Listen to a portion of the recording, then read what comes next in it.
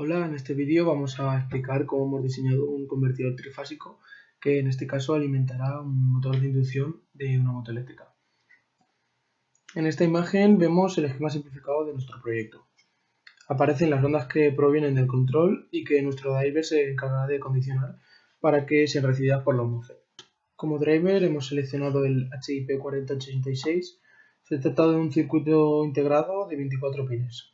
Entre ellos contiene 6 señales de entrada donde llegarán las señales que provienen del control y 6 señales de salida que serán las que irán conectadas a la puerta de los MOSFET.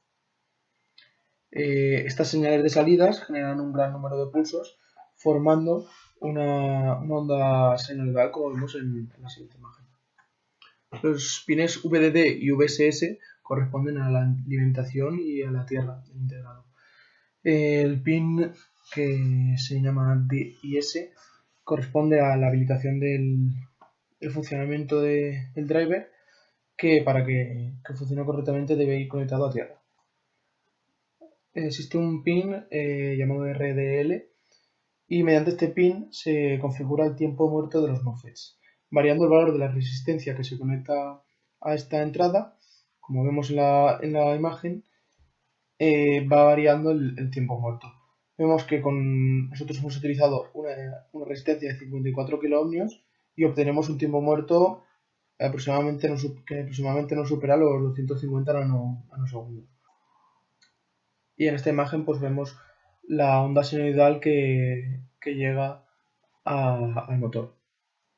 En nuestro caso, es un motor trifásico y llegarían 3 señales desfasadas 120 grados con forma sinusoidal. Para sensar la corriente de nuestro circuito hemos utilizado una resistencia shunt que ha generado una señal que posteriormente hemos tenido que amplificar con el circuito que estamos viendo ahora mismo y enviar al control. Como vemos, hemos utilizado unos op-amp que necesitan de una alimentación negativa, la cual la hemos sacado con una bomba de carga. Bueno, y en estas imágenes vemos el resultado final una vez hemos diseñado la PCB, la hemos soldado y la hemos montado.